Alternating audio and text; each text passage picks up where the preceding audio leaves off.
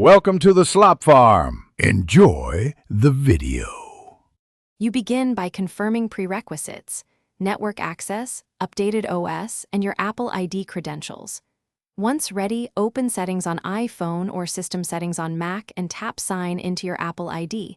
This starts the secure flow. Enter your Apple ID email, then type your password carefully. Passwords are case sensitive.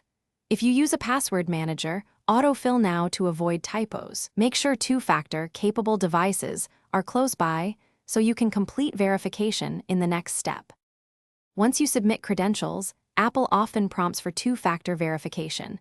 Approve the push notification on a trusted device or enter the 6-digit code shown.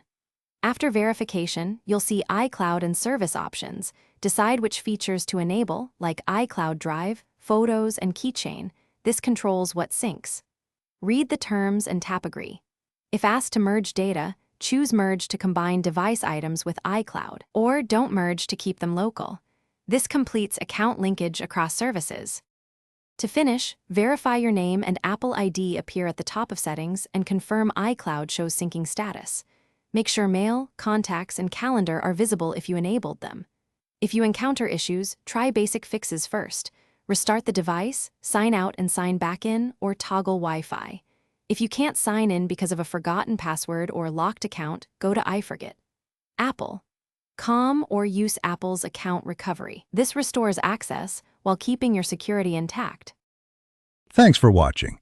Consider subscribing if we helped you today.